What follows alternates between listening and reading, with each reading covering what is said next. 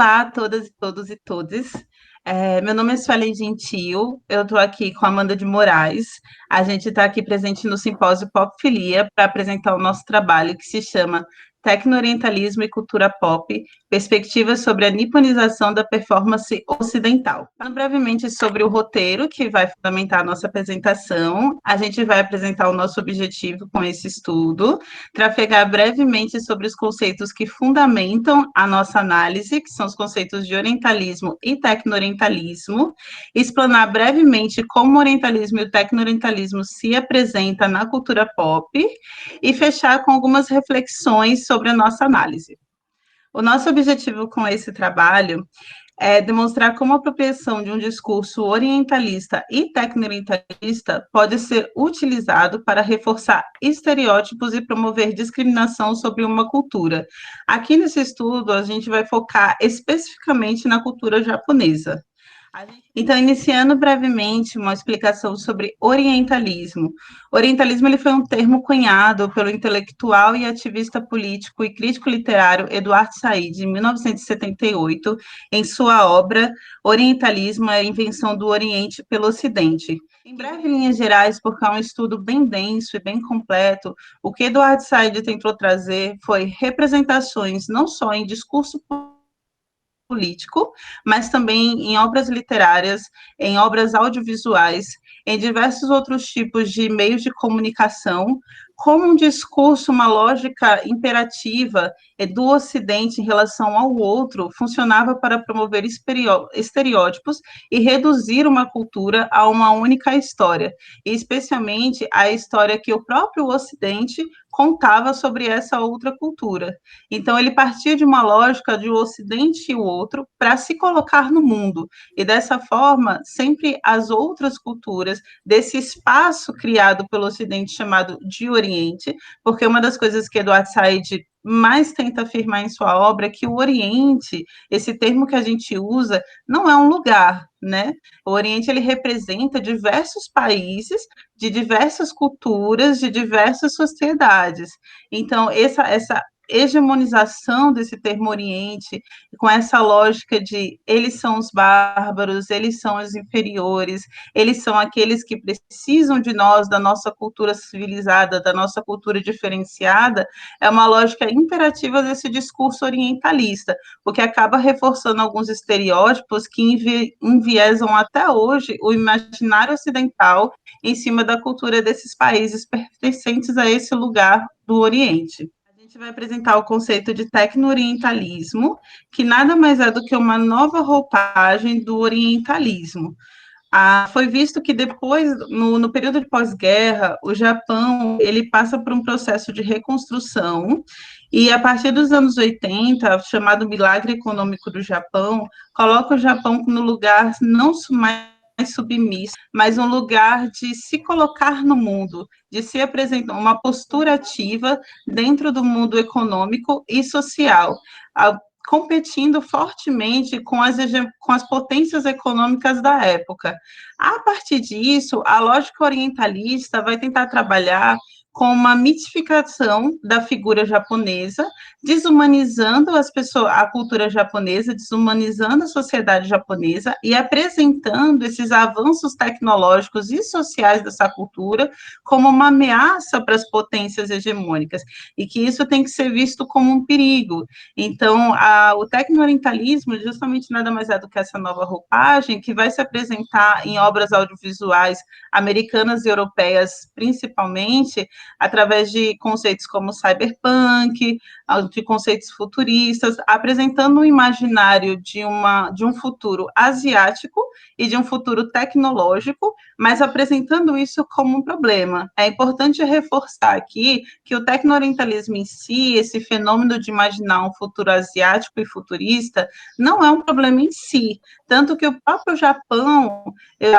vai pegar esse conceito, se reapropriar desse conceito para se colocar no mundo com o seu próprio discurso, com a sua própria fala, com a sua própria apresentação ao mundo. É uma cultura falando por si, é uma cultura apresentando a sua própria história. Então, o tecnorealismo em si, ele é um conceito de imaginar um futuro asiático e futurista. O problema é quando esse conceito é apropriado por potências dominantes para ser colocado como um problema. E aí você parte da desumanização dos corpos, você parte de um conceito de uma cultura que apresenta ameaça por conta dos seus avanços tecnológicos e científicos. O discurso orientalista, ele também vai estar presente no ramo musical e no ramo da performance ocidental, principalmente quando se fala do cenário pop. E esse discurso orientalista, ele vai exercer relevante influência no imaginário ocidental, que é formado a respeito da identidade nipônica. O pesquisador David Seo vai destacar que, especialmente o uso do imaginário pitoresco japonês em performances e representações de cantoras pop, por exemplo, vai trazer um sentido que esses tipos de apresentação vão evocar na ilustração e na importação nipônica dentro da cultura ocidental. E esses novos espaços em que as estruturas orientalistas vão se organizar e vão ganhar contornos mais opacos por estarem justamente mais profundamente imersas no ramo do entretenimento, vão se destacar a partir de quando o Japão vai assumir uma postura ativa como um sujeito realmente produtor de cultura que vai ser posteriormente assimilado pelo Ocidente. Há de se destacar que essa reprodução imagética da cultura nipônica não necessariamente vai se aliar a significados negativos, pejorativos, mas também a gente não pode negar ou descartar o potencial pejorativo que a virada orientalista pode fazer desses tipos de adaptações. Como, por exemplo, pode contemplar performances, as performances musicais, como a da cantora Katy Perry e o clipe da canção Hello Kitty, da cantora Avril Lavigne, que são representantes do tipo de espetáculo ocidental que vai se apropriar de um visual japonês excêntrico quando comparado à cultura estadunidense. E um dos principais públicos consumidores desses trabalhos vai ser justamente o mercado ocidental americano, que vai reproduzir, por diversas plataformas e mídias, esse tipo de estereótipo. Pela apresentação de Katy Perry, a gente pode enxergar ornamentos que remetem ao imaginário japonês. Por outro lado, a gente vai ter também performances que fazem referência a um cenário mais moderno do Japão, como a de Avril Lavigne, que vai performar a canção Hello Kitty pelo seu clipe. No primeiro plano do clipe que ela se propôs a fazer, os elementos do clipe, como a escolha de dançarinas de feição asiática, que se mostram inexpressivas e passivas à animação da cantora durante toda a duração do clipe, toda a duração da canção, vai retratar um discurso de homogeneização japonesa que vai ser endossada pela própria cultura pop americana. Esses tipos de artistas, majoritariamente representantes dessa apropriação japonesa, vão estar representando a branquitude e parcela multimilionária de artistas do mercado musical ocidental. Ambas essas produções vão sinalizar um discurso orientalista e tecno-orientalista, mas dentre esses sinais a gente reforça a imagem, o uso da imagem do Japão como um tipo de playground exótico que vai se utilizar da desumanização da sociedade japonesa pela representação de corpos vazios, robóticos, inexpressivos, e vão se apropriar de conceitos para o aumento ou a intensificação desse tipo de estereótipo, que vai ser também explorado pela própria cultura japonesa, pelo exagero e pela sexualização da feminilidade japonesa. Na performance de Katy Perry, a gente vai ter um cenário histórico do Japão remetido ao fantástico, que vai servir de plano de fundo para a cantora e para a equipe da cantora, de dançarinas, das quais vale destacar nenhuma vai ser representante da etnia asiática, ela vai tentar evocar a figura da geisha. Essa utilização de elementos japoneses, essa japonização da performance ocidental, não vai estar comprometida com o significado que esses elementos vão trazer em sua originalidade. Então, o desconhecimento dos símbolos e os elementos da cultura japonesa, em sua manipulação em prol do espetáculo, é uma expressiva característica desse discurso orientalista, desse discurso tecno-orientalista.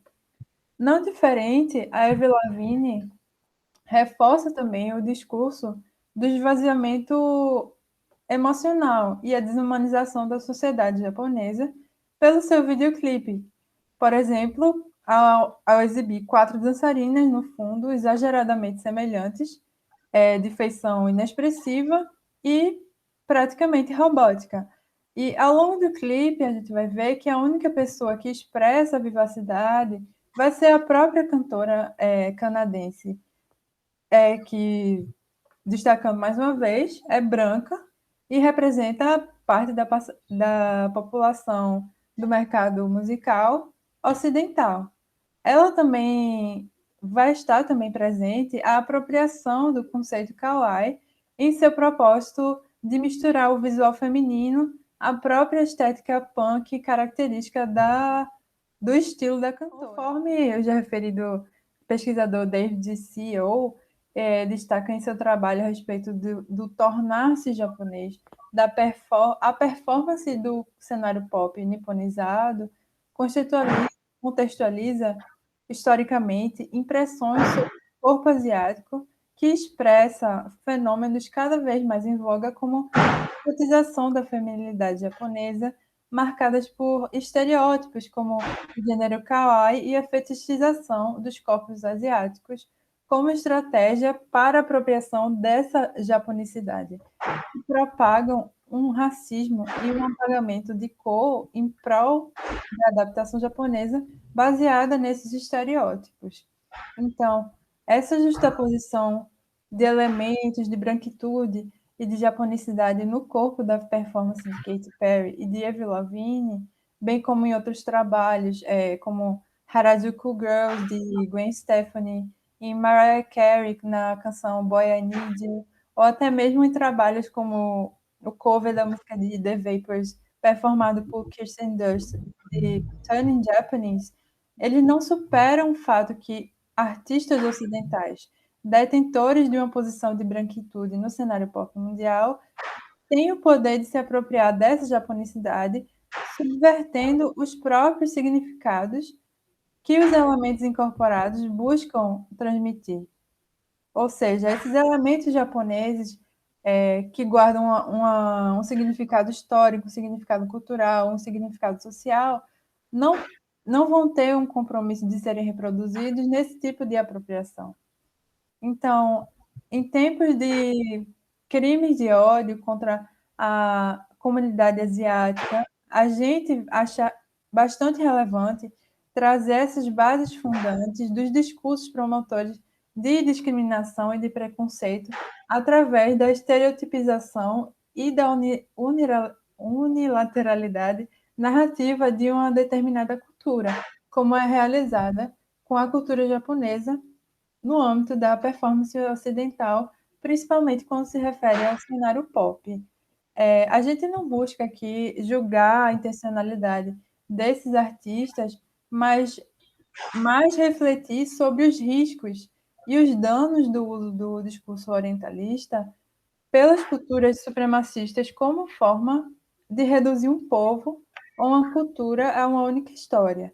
Então, a gente espera que essas reflexões que foram levantadas promovam um pensamento crítico sobre as narrativas contadas por